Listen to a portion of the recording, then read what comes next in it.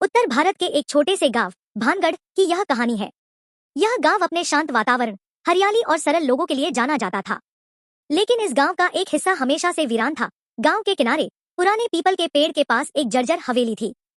लोगों का मानना था कि वहां एक डायन रहती है जो रात के समय निकलती है और जो भी उसके पास जाता है वह कभी वापस नहीं आता। कई साल पहले उस हवेली में रत्नावली नाम की एक औरत रहती थी। गांव वाले कहते हैं कि वह बहुत सुंदर थी, लेकिन अपने पति के साथ उसके संबंध अच्छे नहीं थे। एक दिन उसके पति की अचानक मृत्यु हो गई।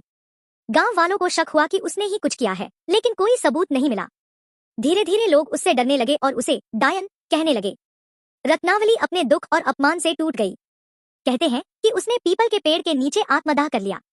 उसी दिन के बाद से उस हवेली में अजीब घटनाएं होने लगी। दरवाजे अपने आप खुलते, खिड़कियां हिलती और रात में किसी औरत की हंसी सुनाई देती। गांव वालों ने वहां जाना बंद कर दिया। समय बीतता गया। धीरे धीरे लोगों ने हवेली की बातों को भुला दिया, लेकिन अंधविश्वास अब भी जिंदा था।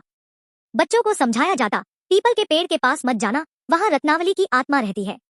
फिर भी कुछ लोग थे जो इन बातों पर विश्वास नहीं करते थे। उनमें से एक था अर्जुन, एक युवा स्कूल शिक्षक जो हाल ही में गांव में आया था। अर्जुन पढ़ा लिखा और तर्कशील व्यक्ति था। उसे भूत प्रेत जैसी बातों पर विश्वास नहीं था। वह गांव के बच्चों को समझाता, डर हमारी सोच में होता है, असलियत में नहीं। एक दिन गांव के कुछ युवाओं ने अर्जुन से कहा, अगर तुम्हें डायन की कहानियों पर यकीन नहीं तो हवेली में जाकर दिखाओ। अर्जुन मुस्कुराया। अगर इससे तुम्हारा भ्रम टूटेगा तो मैं आज रात ही वहां जाऊंगा। गांव वाले चौंक गए।